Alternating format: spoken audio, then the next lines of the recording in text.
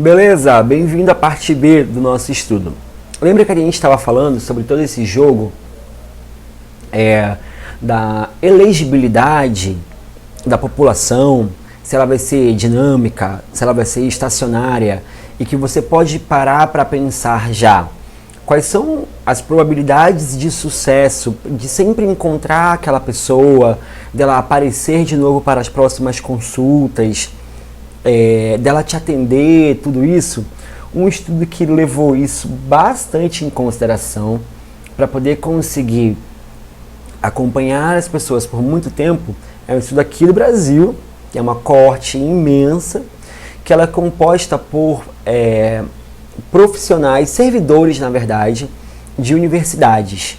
Por que você pensa assim, porque o servidor de uma universidade, pelas características, né, do concurso público, dificilmente vai, depois de 5 ou 10 anos, não estar mais ali. Então você vai sempre encontrar aquela pessoa, se ela sair, se ela for transferida de uma federação, da unidade da federação, você vai conseguir encontrá-la. Então ele é um tipo de estudo que pensa muito bem em definir a sua população para poder acompanhar vários desfechos e várias exposições, pensado muito no sucesso de sempre encontrar essa pessoa. Vale muito a pena, tem publicação para dar, vender, fazer remédio, então é uma coisa que vale a pena ler e entender como que esses grupos são criados pensando já nessa questão do sucesso do acompanhamento. Só um exemplo aqui para a gente começar a parte B da nossa aula. Um outro exemplo que eu quero dar é eventos que são repentinos e vão fazer com que isso determine a nossa população. No nosso caso, a gente falou de pessoas que estavam ali naquele dia que a gente mediu as amostras da água. Mas eu posso fazer isso na segunda, na terça, na quinta, ou só sábado e domingo, enfim. No caso do ELSA, eles estão acompanhando diversas causas, diversos interesses e tal, né? E acompanham por um bom tempo. Um outro exemplo de estudo é o Lifespan Study, que está investigando as pessoas que foram expostas à radiação da bomba atômica da cidade de Hiroshima. Então você faz um banco, uma base de pessoas que estavam ali expostas àquele evento, àquela exposição que é repentina, e depois tenta estudar como que vai ser o desfecho. Então são só exemplos para que a gente possa abrir a nossa mente para entender que a epidemiologia pode se concentrar de diversas formas para estudar diferentes populações e determinando essas relações em diferentes tipos de evento, tá bom? Então agora a gente vai começar a falar, quer dizer, eu vou começar a falar e vocês vão só ouvir, infelizmente, sobre o que é uma exposição e o que é um desfecho. Aqui é uma daquelas características que eu falei da especificidade da nomenclatura da epidemiologia. Exposição, ela é um conceito, da mesma forma como desfecho também é um conceito. Então a gente estudou, explicou o que é população, como é que a gente determina. Então não é só qualquer grupo de indivíduo, todo mundo, não. Existe um critério para eu dizer isso é a população de um estudo. A exposição também, da mesma forma, o desfecho. Para exemplificar, vamos pensar assim, não vamos pensar na nomenclatura oficial. Pensa, eu tenho uma situação de interesse, que no nosso exemplo são as doenças infecciosas ou os sintomas delas, eu tenho os determinantes dela, que no nosso caso foi nadar em água poluída ou não. Então, eu tenho coisas que vão levar a essa minha situação de interesse. Se a gente começa a traduzir agora para dentro da epidemiologia, essas coisas que vão determinar, elas são traduzidas como exposição. E essa minha situação aqui que eu estou investigando, ela vai ser chamada de desfecho. Então, são conceitos, tá? Pensem sempre nisso. Quando a gente está falando de exposição, a gente está falando de um conceito que pode ser várias, que eu estou chamando ainda de coisas. E o meu desfecho é também um conceito que vai determinar a minha situação de interesse. Essa minha exposição, ela pode ser diferente e múltipla. E geralmente ela é múltipla, porque ela vai ser complexa. Nadar ou ficar na praia? Depende do tipo da poluição da água. E depende também a idade e o sexo. E se mora em qualquer área também? Vejam, a exposição que o estudo que a gente está se pautando determinou foi nadar em água poluída, para saber se isso aumentava a chance de ter uma doença infecciosa. Só que para eu estabelecer essa relação aqui, existem várias outras variáveis que vão influenciar na predição nessa relação aqui. Ficar na areia só é uma delas, o nível de poluição da água é outro, a idade ou sexo da pessoa também vai ser outro, assim mesmo como o lugar onde ela mora. E aqui a gente não pode ficar só no campo das ideias. Deixa eu explicar. A idade ela é importante porque dependendo da faixa etária, ou se for de forma em anos mesmo, organismos são mais vulneráveis ou não a manifestar certos sintomas de doenças infecciosas. Eles apresentam com mais gravidade. O sexo, apesar de ser homem, possuir a genitália masculina ou possuir a genitália feminina, o sexo biológico ao qual estou me referindo, não vai aumentar a sua chance ou não de se infectar por uma água poluída, porque esteja presente. Mas é que o sexo, enquanto construto social, faz com que homens tenham um nível de exposição mais ou menos elevado do que mulheres. Se exponham, tenham mais ou menos cuidado. Mulheres tendem a ir mais aos consultórios e consultas e homem menos. Então percebam que não é a genitália do sexo biológico que está falando que você tem mais ou menos chance de se infectar ou não. Mas é porque o sexo, dentro da nossa sociedade, determina, influencia uma série de comportamentos que daí pode ajudar a explicar o porquê que tais pessoas morrem mais, se infectam mais que as outras. E além disso também, a gente está falando de morar em qualquer área. Como assim? O que tem a ver a área que o cara mora para saber se ele nadar ou não numa água poluída vai fazer com que ele apresente certos sintomas? Veja, você pode estar selecionando indivíduos sem saber as condições de saneamento do bairro da casa dele, do bairro ou da casa dele. E aí, se aquela pessoa mora em um local onde não tem uma boa estrutura de esgoto e o escoamento da água é precário e chove, então vai haver uma transbordação, vai haver um acúmulo de águas. Não é bem saneado, aquela pessoa vai ter contato no deslocamento, na ida para casa, ida para o trabalho, e aquela pessoa vai ser contaminada, vai ser infectada por algum vírus ou bactéria ou alguma coisa assim parecida. Então vejam que saber tudo isso, essas variáveis que podem determinar, ela é importante para ajudar na análise, na interpretação e na generalização dos nossos resultados. A minha exposição é nadar em água poluída ou não. Mas existe um monte de outras variáveis que vão influenciar essa minha relação ou predizer.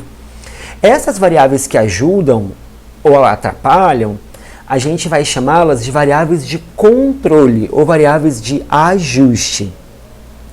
E ainda, falando agora do desfecho, para o nosso estudo, para o nosso exemplo, foi qualquer um desses. Ou vômito, ou tosse, ou diarreia, ou infecção, ou ter ido ao médico, ou ter se afastado do trabalho. Então, vocês começam agora a perceber que existem diversas formas de medir a exposição, Além disso, existem diversas formas de determinar o meu desfecho e, além disso, existem um monte de outras variáveis que vão influenciar nessa minha relação aqui, nesse diagrama que a gente está fazendo. A gente vai falar agora mais especificamente das exposições, o que é, como medi-las, o que a gente caracteriza, e também no desfecho. A gente usa a palavra desfecho porque dentro da saúde, a gente nem sempre vai estar investigando uma doença. E tem uma grande discussão que principalmente quem está agora na disciplina de saúde coletiva vai estudar, que é o que é saúde. A OMS diz que não é simplesmente a ausência de doenças física, social e tal, mas também é muito mais que isso, não pode ser medir só doença. E na epidemiologia, às vezes, você quer testar a relação, essa sua situação de interesse, vai ser o poder de um diagnóstico, a eficácia de uma vacina. Então é por isso que a gente chama de desfecho. Essa situação de interesse não vai ser uma doença, tá ok? Só para ficar claro. Então lembra que eu comecei falando aquela minha imagenzinha assim, a gente tem coisas que vão levar a uma situação de interesse. Essas coisas a gente vai traduzir para dentro da epidemiologia como variáveis. Variável é qualquer característica medida que vão diferenciar os indivíduos da minha população. Então a gente falou de idade, falou de sexo, falou da região que mora. Tudo isso são variáveis, essas variáveis que vão nos ajudar a controlar e a ajustar essa nossa relação entre a nossa exposição e o nosso desfecho. E aqui eu vou dar, tem outros exemplos que a gente pode sempre, tem que, na maioria das vezes, considerar. A escolaridade, tabagismo, dieta, que são hábitos alimentares, assim como o consumo de álcool. Vamos ter também depressão. Então, abram esse leque. E muitas das vezes a gente vai estar falando de uma situação de interesse, uma exposição, mas existe um monte de outras variáveis que você vai ter que incorporar e adicionar para poder dar certo o seu estudo. E aí, dessas variáveis, você vai poder calcular, analisar, construir indicadores de saúde. Aí, olha aqui. Quantos termos a gente já incorporou nessa aula? Quantos conceitos? E é por isso que não é importante vocês decorarem, mas entenderem o conceito. Nós falamos de população do estudo. Falamos depois da exposição, do desfecho. Falamos agora de variável, que são tudo aquilo que você mede, que vai diferenciar esses indivíduos aqui. E agora eu estou falando que com essas variáveis, você pode construir indicadores de saúde, que são as medidas de interesse para a epidemiologia. Você pode fazer as medidas de ocorrência de uma doença. Qualquer uma infecção, uma síndrome, papapá. Esses indicadores de saúde, lembra lá do estudo do Elsa? Podem ser medidos ao longo do curso da vida.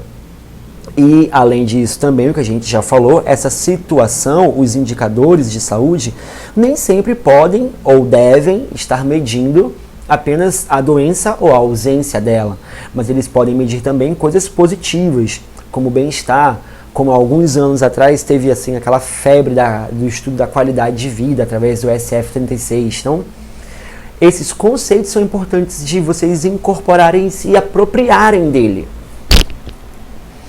Esse indicador, ele é uma medida que reflete uma característica. Então veja, nós tínhamos variáveis, que são informações que diferenciam os nossos indivíduos. Baseado nessas variáveis, o quanto elas ocorrem, se eu estou medindo doença ou um desfecho positivo, elas vão se tornar indicadores que vão me possibilitar entender um aspecto de vida. E eles têm esse propósito, que é refletir a situação de saúde do indivíduo ou de uma população. E aí foi que eu falei aqui que esse slide está mas para vocês pensarem num todo. Mas isso aqui é uma pauta bem da saúde pública, mesmo da saúde coletiva, que vocês vão ter em outras disciplinas. Então, saúde é definida pela OMS, né, como completo bem-estar físico, mental, social, e não apenas a ausência de doença. Já tem até várias críticas a esse tipo de definição, mas ele é abrangente, né, entretanto muito vago. E aí tem é amplamente aceita, porque você consegue mensurar isso aqui. Tem um ótimo artigo que vocês vão estudar, com certeza, que é feito pelo Kenneth, que justamente diz assim, aí, tudo vai ser saúde agora? Então tudo é saúde? Que aí foi justamente agora, durante a pandemia, a gente dizer que serviços essenciais são os serviços de saúde. E aí, cortar cabelo é saúde também. Então, cortar cabelo vai ter que ser incluso no serviço essencial. Então, esse conceito de saúde, que é amplo, porém vago, permite esses tipos de jogos, né? E aí, por isso que é interessante, assim. Mas só para a gente entender que quando a gente falou lá no começo de não esquecer que a epidemiologia está preocupada em mensurar eventos de saúde da população e as relações, a saúde, ela pode ser bastante coisa, mas ela não é todas as coisas. E se a gente está preocupado em calcular, aferir variáveis que classificam os nossos indivíduos, eu tenho que entender o que pode influenciar que estando dentro da saúde, né? Lembra que a gente falou que a gente vai entender como que pode medir a exposição ou desfecho? Aqui agora seria bem metodológico. Então a galera que gosta da metodologia, é hora de prestar atenção. E a galera que não gosta, eu vou tentar fazer o mais exemplificado possível. Por favor, não desiste, fica aqui. A gente pode medir esses indicadores de saúde de basicamente 3 formas, que está restrito e resumido: binário, ordinal ou contínuo. De uma forma bem simples, se você é aquela pessoa que gosta de anotar e decorar. Binário é quando eu vou dividir esse meu indicador de saúde em 2 categorias. Geralmente vai ser entre tem ou não tem, né? Está presente ou está ausente, está doente ou não está doente, se infectou ou não infectou, nadou ou não nadou. É uma ou outra, é 1 ou 0. O ordinal, ele é a evolução do binário. É simplesmente quando você vai ter mais de 2 categorias. Então, não é só nadou ou não nadou. Calma. Nadou em água poluída, que estava ali acima do limiar, nadou em água não poluída, não nadou. Ou ainda, se a gente está falando que aonde o ordinal é super encaixado, em estudos de escala. Minha primeira investigação científica lá no PIBIC, eu avaliava o conceito da imagem corporal em pessoas que haviam sofrido acidentes e se tornados paraplégicos.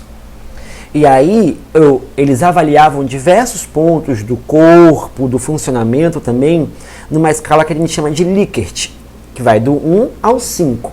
Onde o 1 é péssimo, eu avalio que a minha cabeça, meu cabelo, meu olho é péssimo. E o 2 é tipo assim, é ruim. O 3 não tem muito assim, sabe? Não é nem ruim, não é nem péssimo, mas também não é bom. Aí o 4, é bom, eu acho que os meus olhos são bons, eu estou satisfeito. E o 5 eu estou muito satisfeito. Então vejam, já não é mais eu gosto ou eu não gosto, mas é o quanto eu gosto.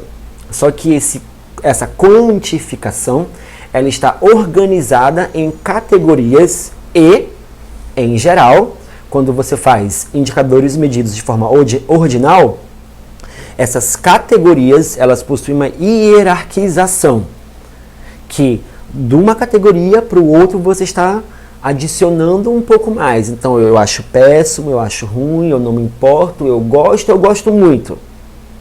Tá? Então, não é assim aleatório. E um indicador medido de forma contínua é, em geral, expresso em números. você vai ter tanta categoria, porque assim, você pode dizer que a sua variável é IMC. O IMC ele pode ser 1, 2, 3, 1 nesse dá, né? Mas, por exemplo, dá para ser 18, 19, 20, 21, 22, 23, e aí você vai embora. O IMC, ele pode ser colocado dentro de categorias. Adequado, excesso de peso, obesidade, 1, 2, 3. Só que o IMC em si, ele é contínuo. Ele varia muito, tanto que cabe um infinito ali dentro. Porque pode ser 20,0, 20,01, 20,001 e vai-se embora 20,2. Então percebam, ele permite que caiba dentro dele um infinito. Por mais que as variáveis que você calculou são finitas, você consegue ver ali da linha 1 à linha 30 ou da linha 1 à linha 5 milhões, mas eles são infinitos. Compreenderia, daria para ser. Então isso vai ser uma variável contínua, que geralmente é expressa, só dá para ser em números. As variáveis ordinais são categorias, que são sempre mais que duas, e elas vão ter essa hierarquização de evolução, e o binário vai ser tem ou não tem, um ou outro, 0 ou 1. Foi? Vamos olhar um pouco mais. Olha as variáveis binárias aqui, que só vão ter dois valores, né? Exemplo, o indivíduo tem diabetes, o indivíduo não tem câncer, o indivíduo não tem doença de Alzheimer. Aqui na gente, o cara teve a doença infecciosa, ou vômito, ou diarreia, ou infecção, ou não sei o que, ou não teve. É aqui dentro do binário. E além disso também, se a gente está falando das variáveis de exposição, a idade é acima de tanto ou acima de tanto? Ou vai variar em contínuo, tá? Então, pensa aqui. Os binários, um ou outro, pode ter ou não ter a doença, ter ou não ter se exposto. Então, por aí nós vamos. As variáveis de saúde ordinal, que foram aquelas que eu falei que tem mais de duas categorias. Vai ser, em geral, né, as classificações do estado de saúde, que foi o exemplo que eu dei. O excelente, o bom, o ruim e o pobre. Tem essa hierarquização. E os contínuos vão ser com as opções de formas infinitas. Poderia ser a idade, a pressão diastólica ou sistólica e outros exemplos aqui. É interessante pensar que conforme eu quero medir, porque eu posso medir, por exemplo, a idade de forma contínua, ou eu posso medir a idade de forma categorizada, binária, acima de 50 anos, abaixo de 50 anos, ou eu posso fazê-las em categorias. Essa é uma opção geralmente determinada pela quantidade de pessoas no seu estudo. Porque se você começa a dividir, você tem só 100 pessoas, começa a dividir em um monte de grupo, vai ter algum grupo que não vai ter ninguém. E aí isso já dá ruim. Então essa opção de como medir, como representar ou como apresentar vai muito do rigor metodológico, que é muito dependente da quantidade de pessoas que você selecionou, que você conseguiu abordar. Não tem o melhor ou pior, tem o adequado, e esse adequado, ele tanto está pautado na estatística, no poder da análise, como também de dinheiro, de estrutura. Eu vou dar aqui um exemplo para vocês do como medir, como isso pode influenciar, para vocês irem compreendendo. Nas análises que a gente realiza dentro do território da Maré, eu posso medir as pessoas por local de moradia. Dentro da Maré, de acordo com as redes da Maré, eu tenho 16 localidades, 16 subfavelas. Então, eu vou conseguir dividir as pessoas da Maré, do meu estudo, nas 16 localidades, porque eu quero entender quais áreas são mais ou menos privilegiadas dentro do complexo? Ou eu vou medi-las simplesmente, mora a 2 quilômetros da Avenida Brasil ou para dentro? Então, esse tipo de influência dá o quanto que eu quero e posso fazer vai ser dividido em binário, mora aqui na Avenida Brasil ou mora para dentro. vai ser ordinal, vai ser as 16 subcomunidades de dentro da maré, ou vai ser contínuo, possibilitando o infinito. Depende também da estrutura, do dinheiro que eu tenho, do tempo, da minha equipe, não somente da minha análise estatística matemática dos dados. E agora que a gente falou que pode ser dessa forma, o que seria exposição? Lembra que a gente já falou? Então, definindo seria qualquer variável que afeta ou está associado com aquela situação da saúde que é o que a gente quer medir. E aí ela pode ser do maior nível macrosocial, porque você pode estar dentro de localidades, falando de territórios norte-americanos, que permitam você comprar e portar armas. Isso vai determinar, vai influenciar o comportamento das pessoas. E as pessoas vão querer comprar ou portar arma porque dentro de uma geopolítica existem interesses de indústrias produtoras de armamento que precisam explorar a mineração. Então vejam, a gente pode extrapolar dentro do maior nível macrosocial e é importante fazer isso. Como também eu posso vir vindo dentro dos Estados Unidos, dentro de um condado que permite pessoas que foram expostas a episódios de violência, pessoas que gostam e que se afeiçoam a certas correntes que defendem a segurança pessoal por portar uma arma, que aquela pessoa é de tal sexo e que aí, então vejam, a minha exposição eu posso medi-la dessas três formas, mas o que eu considero exposição pode partir do nível mais micro da molécula ali, da epigenética, até o mais macro, né, dessa geopolítica, das tendências e tal. Então é interessante pensar e sempre que possível contextualizar tudo isso, né? Foi o que eu falei, as políticas e leis. Então, em áreas com taxas sobre bebidas alcoólicas, existe um menor consumo de álcool. Pode ser gênero, então eu não estou falando mais de sexo, assim de gênero, como homens morrem em média mais jovens que mulheres. Não porque possuem certas genitálias ou não, mas porque possuem um estilo de vida que vão se expor mais a risco, estão mais inseridos no mercado de trabalho, vão menos à consulta médica, negligenciam um pouco mais seu estado de saúde. Aí você pode dizer, mas eu sou homem, mas não sou assim. Eu não estou me referindo a um indivíduo homem. Lembra? A epidemiologia está preocupada na saúde e relações da população, de grupos de indivíduo.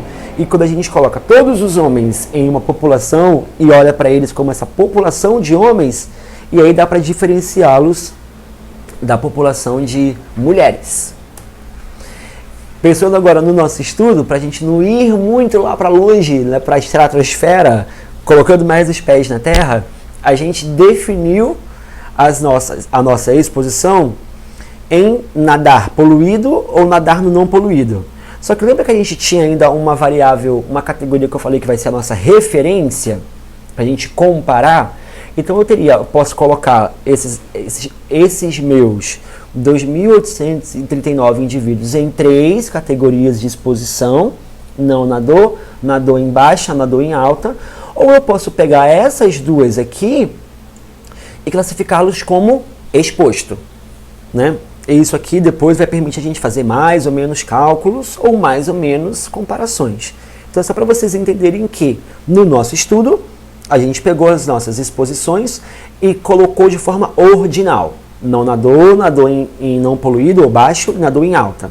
E o nosso desfecho vai ser, apresentou qualquer um daqueles sintomas ou apresentou nenhum, a ausência. Tá ok? Então esse aqui que a gente está demonstrando esse jogo. Ó. Aqui eu tinha 3 grupos e eu posso colocá-los em 3 ou posso colocá-los em 2. E é só uma observação rápida, boba, que o expostos, em geral, a gente representa com E+, ou podem ter algumas bibliografias com E1. Os não expostos, então, portanto, vai ser o E0 ou E-. Os doentes, aqueles com o desfecho, nem sempre pode ser doente, vai ser D+ ou D1. E os não doentes, os que não apresentaram desfecho, D- ou D0. Isso aqui é só um adendozinho, para quando vocês forem começar a fazer os exercícios, não estranhar. O que é o exposto? É o mais ou um, tá bom? Aí, o livro Epidemiology Matters faz essa divisão que não vai estar no Kleinman. As exposições, elas podem ser divididas em tipos. Elas podem ser inatas ou intrínsecas, e eu coloquei um asterisco aqui, porque essas inatas ou intrínsecas, elas vão estar meio que dentro da crônica, tá? Mas existem 4 tipos. Esse aqui é só uma forma de sistematizar, tá? Que é apresentada no livro do Galea, mas é interessante entender dessa forma, porque impacta no todo.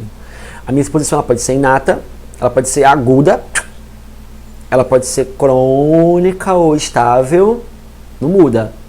Ou ela pode ser variável num tempo, num período. Vamos entender o que o Galea fala disso aqui. Então, a exposição intrínseca, a que é inata, pode ser, por exemplo, o sexo biológico, do sexo de nascimento da pessoa, a raça, cor ou etnia, genes e DNA. Só que é interessante perceber que essas variáveis, elas são intrínsecas e elas são inatas, só que, principalmente falando do sexo, da raça, cor, da etnia, não é por ser inata, mas é porque existe um construto social que é dependente de como que você vai viver sua vida baseado no seu sexo, sua raça, na sua etnia. Tá bom? Diferente do gene do DNA, que é realmente intrínseco e inato. Daria para dizer que é aí sim. Né? As exposições agudas são aquelas que acontecem uma única vez e elas são relativamente curtas. Isso não quer dizer que acontece durante 1 segundo. Ela pode acontecer uma única vez, mas pode ser durante uma semana, ou algum mês, ou algum ano. Mas ela é aguda, ela acontece ali, depois ela não acontece mais. Alguns exemplos são os desastres naturais ou acidentes com veículos motorizados. A gente já falou da bomba de Hiroshima, agora o desastre no Líbano, da explosão. Na nossa praia, estava ali naquele momento, nadando. Então existem exposições que são agudas e determinam. Mas aquelas que duram um pouco mais de tempo, para vocês exemplificarem, pode ser a privação de nutrientes durante os primeiros 3 meses de gestação. Essa exposição, ela é aguda, mas ela acontece uma vez só. Depois você não vai se expor de novo à privação enquanto você era feto. Né? Então, a exposição aguda é isso, ela acontece de forma curta, repentina, mas principalmente ela não vai acontecer de novo, tá? Já as exposições crônicas, elas acontecem ao longo do tempo e elas podem estar presentes desde o nascimento. E aqui existe uma grande temática sensível. Galea fala que as exposições crônicas são diferentes das inatas porque elas podem ser modificadas. Aí ele usa o exemplo da pobreza. Você pode nascer em uma família pobre, mas depois não ser mais pobre, enriquecer. E aí eu deixo para vocês pensarem nisso. É só uma temática sensível, como eu falei. E aí existem as exposições que também são crônicas, que vão ser, por exemplo, como essas que eu falei, sexo, a raça e a sequência de DNA, só que elas são crônicas, porém são inatas. E aí vamos até falar um pouquinho mais sobre elas. Olha, o sexo. Ele determina, né, diferenças fisiológicas, que vão ali determinando vários tipos de níveis de hormônio, de produção disso, da ausência ou presença de órgãos. Então, de fato, o sexo pode ser inato e crônico. E aí também pode ser doenças que só acontecem quem possui o cromossomo XX e só acontecem em quem possui o cromossomo X e Y. Ou por causa dos hormônios, você tem mais ou menos chance de desenvolver. Só que sexo e gênero não são sinônimos, né? Porque o gênero, ele já vai ser um construto social de como que o indivíduo se apresenta para a sociedade. né? E também de como esse indivíduo é lido e tido. E conforme você se apresenta para a sociedade, vai fazer com que você tenha alguns comportamentos pertencentes àqueles grupos, né? Tanto para estabelecer esse contraste. Então, vai determinar, como eu já falei antes, como homens e mulheres experimentam eventos vitais de maneira diferente. Então, nós estamos dentro de uma pandemia e, por ser do gênero masculino, eu posso ter mais ou menos dificuldade de falar sobre os meus sentimentos, impressões, ansiedades, porque dentro da sociedade onde eu fui criado, homens tinham que estabelecer uma relação mais forte e menos sensível a esses sentimentos. Então percebam que o fato não é a minha genitália masculina, e não é porque eu me apresento como homem, mas porque isso vai determinar tudo como eu me relaciono com a sociedade, como a sociedade me enxerga e me lê, e aí como eu vou me comportar de acordo com as coisas. Isso pode ser quebrado, isso pode ser reconstruído, isso é fluido ou não, mas é interessante perceber isso. E a forma como você mede essa variável, o gênero ou o sexo, como você escolhe, vai ditar mais ou menos o sucesso no seu estudo. Então, se a gente está pegando, por exemplo, uma base de dados do DataSUS, eu vou ter só sexo. E se eu estou estudando alguma temática que é próxima ou que é concernente à comunidade LGBTQI+, a informação de sexo não vai me permitir estabelecer todas as minhas variáveis e entender. Então, por isso que, dependendo da variável, dependendo da exposição e de como você mede, você pode estar incorporando de forma consciente ou não alguns erros, e isso tem que ser pensado. Da mesma forma como a raça e etnia, hoje em dia, com toda a discussão do movimento das vidas pretas importa, a gente consegue entender e visualizar com muito mais propriedade como que pertencer a uma raça, cor, ser de uma etnia, determina um monte de coisa. Né? Então esse concreto ele é uma variável preditora de muitos estados de saúde. Porque, por quê? Não é porque é mais preto ou mais claro, mas porque tem esse contexto. E aí vai ser impossível estabelecer regras universais sobre as relações entre raça e saúde. Porque dentro de um contexto étnico, tons de pele são mais ou menos privilegiados do que em outro. Isso depende do contexto, da história. E a epidemiologia muitas vezes atropela esses conceitos. E aí eu acho que é a nossa responsabilidade enquanto novos epidemiologistas pautar as nossas discussões e estudos levando em consideração todos esses construtos, misturando métodos e etc. Eu vou me empolgando, vou falando e eu vou alongar a aula. Vamos passar, mano. As exposições a gente falou, né? Intrínseca ou inata, aguda, crônica ou estável, e agora a ultimazinha aqui, as variáveis no tempo. Ela vai variar durante o curso de vida da pessoa. Ela é diferente da crônica. Eu, enquanto gênero masculino, vou me apresentar e estar como gênero masculino. Existem outras que vão variar, como dieta, exercício, tabagismo, consumo de álcool. Eu posso fazer o consumo de tabaco a minha vida inteira, mas não vai ser muito dificilmente igual durante todo aquele período do estudo. A gente tem aqui um exemplo. Então a gente está medindo se a pessoa ficou doente ou não. E aí eu vou representar por esse X no peito da pessoa. Então olha aqui, ó, a nossa base de estudos. Vamos olhar só a primeira linha, não olha as outras, que é a Angelina. Então, ó, a Angelina, ela tá pintada de preto. Então ela fumava.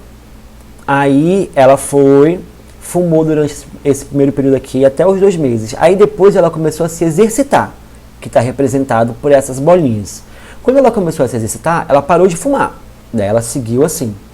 Já o Todd, ele se exercitava desde o início e depois desenvolve a doença.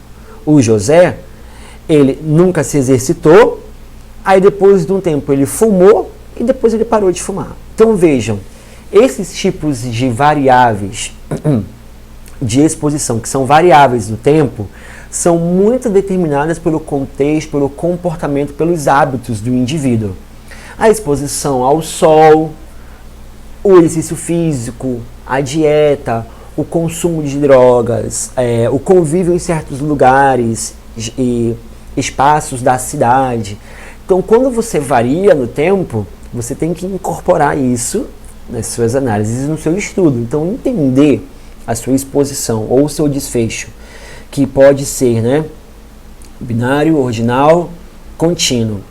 E que a exposição pode ser intrínseca, aguda, crônica ou variável no tempo, vai te ajudar a interpretar melhor os seus resultados. Vamos fazer o resumo e depois parar para ir para a parte C? Então, o resumo da exposição. Ela tem uma ampla gama de potenciais variáveis que vão afetar ou vão estar associados com a saúde, com as situações de interesse. E aí eu vou ter a idade, o sexo, a escolaridade, o consumo de água, ou, por exemplo, a presença na aula de hoje. E agora eu vou fazer um quiz com vocês. Eu quero que vocês me digam, aí nas alternativas, a idade em anos. Como que ela é? Dentro daquelas 4 categorias que a gente falou. O sexo.